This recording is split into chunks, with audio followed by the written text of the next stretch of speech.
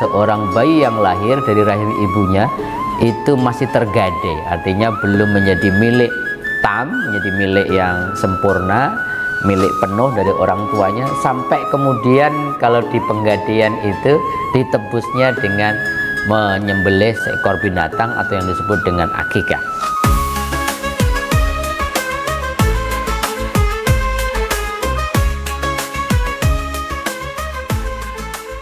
Assalamualaikum warahmatullahi wabarakatuh. Alhamdulillah, Allahumma sholli ala Sayyidina Muhammad wa ala ali Sayyidina Muhammad. Sahabat-sahabatku pemirsa channel Tauhid Cinta, pada kesempatan baik ini kita akan membincangkan, ini kadang-kadang banyak pertanyaan ya kepada kita, dan kemudian boleh jadi sahabat-sahabatku juga pengen tahu tentang panduan dan ketentuan akikah, yaitu akikah itu sebutan dalam konteks fikih binatang yang disembelih pada hari ke-7 kelahiran seorang anak atau bayi. Landasannya adalah hadis riwayat At-Tirmidzi. Rasulullah mengatakan, al-ghulamu mirtahanun bi aqiqatihi yudbahu anhu yauma sabi'i wa yusamma wa yuhlaqu ra'suhu. Jadi Rasulullah mengatakan seorang bayi yang lahir dari rahim ibunya itu masih tergadai, artinya belum menjadi milik tam, menjadi milik yang sempurna, milik penuh dari orang tuanya, sampai kemudian kalau di penggadaian itu ditebusnya dengan menyembelih seekor binatang atau yang disebut dengan akikah. Ketentuannya sebenarnya idealnya adalah yudbahu anhu yauma sabi, yaitu disembelih pada hari ke-7 dari kelahirannya, kemudian dilanjutkan wayusamma, ada tasmiyah. Tasmiyah itu diresmikan, diberikan nama yang terbaik, dan kemudian biasanya kita tahu wayuhlaqu ra'suhu, kemudian dicukur rambutnya bayi itu, dan biasanya dicukur rambut yang sudah dipotong tadi, kemudian ditimbang, dianjurkan sedekah dengan nilai emas seberat rambut yang dipotong dari sang jabang bayi.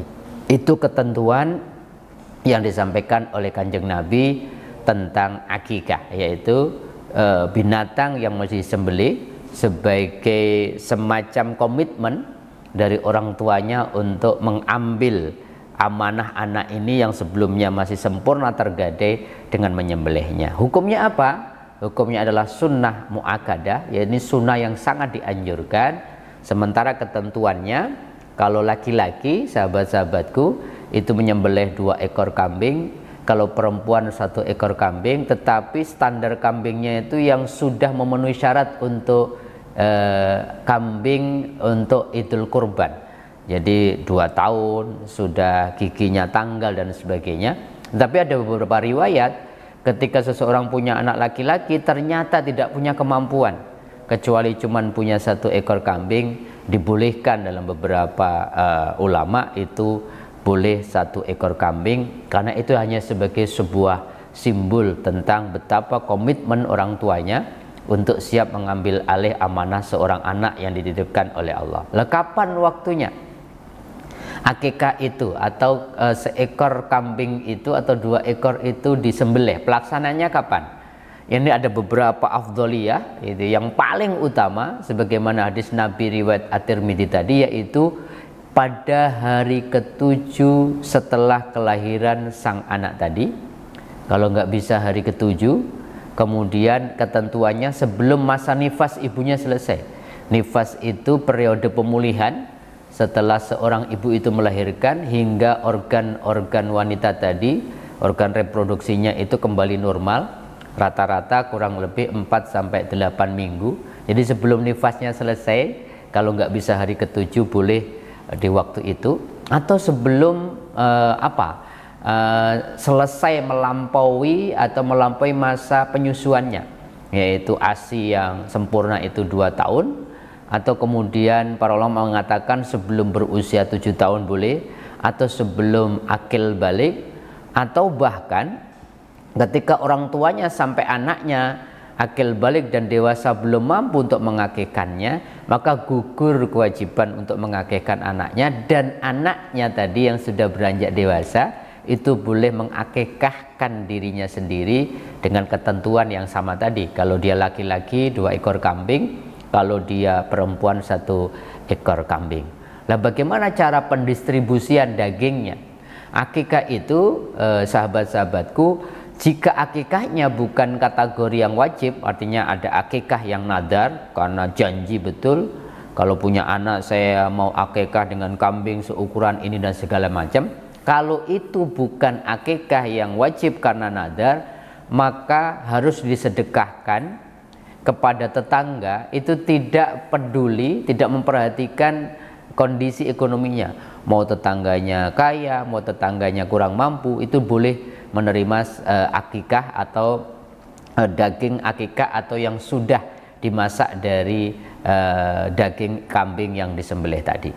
Tetapi kemudian jika akikahnya bersifat wajib, karena akikah nadar, karena sudah nggak punya anak terlalu lama, kemudian punya nadar, kalau saya diberikan keturunan saya akikah dengan kambing ukuran tertentu, maka kemudian kata para ulama, maka semuanya harus disedekahkan.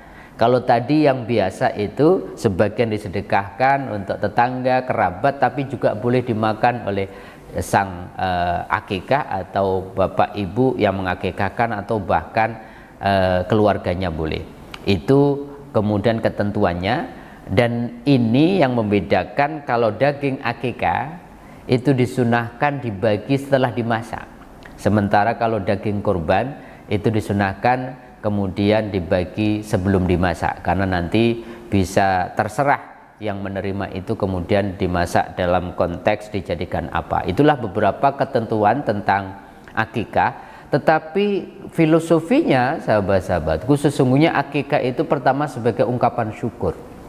Syukur kepada Allah, berterima kasih kepada Allah, karena tidak semua orang kan diberikan amanah untuk mendapatkan anak, mendapatkan keturunan. Maka akikah itu komitmen sebagai ungkapan, ya Allah terima kasih telah engkau pilih aku untuk mengemban amanah, menjaga amanah seorang anak yang kau titipkan kepada kami.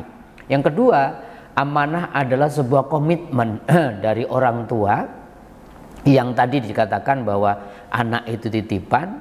Maka ketika akikah itu kira-kira mengatakan, ya Allah saya sudah siap menjaga, menghantarkan, membersamai anak yang kau titipkan ini, yang lahir dalam kondisi fitri. Saya akan bersamai, saya akan jaga kefitriannya sampai saya hantarkan dia usia balik, sampai dia bisa membedakan mana yang hak dan mana yang batil. Ini tanggung jawab. Maka Al-Quran kan juga mengatakan anak itu amanah gitu, sekaligus juga anugerah. Maka anugerahnya kita syukuri, amanahnya kita komitmen. Dalam akikah itu kita siap menjadi orang tua yang soleh dan soleha. Dengan akikah kita siap mengambil amanah itu untuk menghantarkan putra putri yang dititipkan Allah menjadi putra putri yang betul-betul lil muttaqina imama, dalam bahasa surat Al-Furqan ayat 74, menjadi anak-anak yang menjadi soleh soleha, pemimpin orang-orang yang bertakwa. Ataupun kemudian cara mengakikahnya dengan tradisi-tradisi yang berbeda-beda ya di masing-masing daerah, selain menyembelih seekor kambing atau 2 ekor kambing, dengan tradisi-tradisi yang lain ditambahkan. Tentunya kita memahami bahwa masing-masing punya local wisdom, punya kearifan lokal, dan masing-masing punya filosofi ya.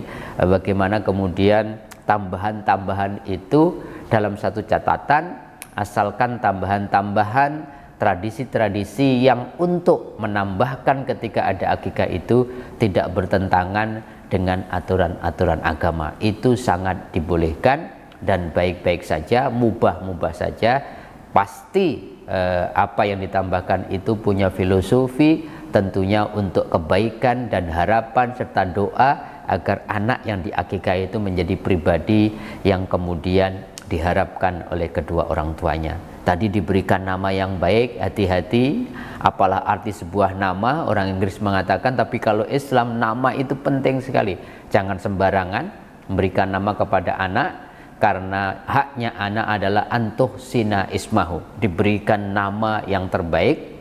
Selain itu, setelah akikah, haknya anak adalah wa'addabahu, mereka diberi pendidikan yang terbaik, dengan pendidikan, disesuaikan dengan mereka tumbuh kembang di zaman yang berbeda, dan kemudian wawadhu'hu maudhi'an hasanan, kata Rasulullah, haknya anak setelah diakikah diberi nama yang baik, karena nama adalah doa dan harapan, dididik dengan pendidikan yang terbaik, dan yang terakhir diberi limpahan kasih sayang yang tidak boleh ada habisnya, karena nanti akan melembutkan hatinya, sehingga kemudian anak-anak yang dilimpahi kasih sayang oleh kedua orang tuanya menjadi anak-anak yang luar biasa, menjadi anak-anak nanti yang kemanapun dia beraktivitas bisa menyelesaikan, menyapa orang dan siapapun dalam interaksinya dengan balutan cinta atau kasih sayang. Itulah beberapa catatan penting saya kira tentang akikah. Mudah-mudahan ini bisa mengingatkan kita,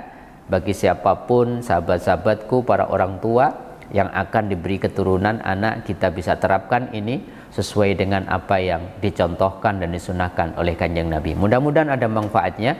Sampai ketemu lagi di lain waktu. Assalamualaikum warahmatullahi wabarakatuh.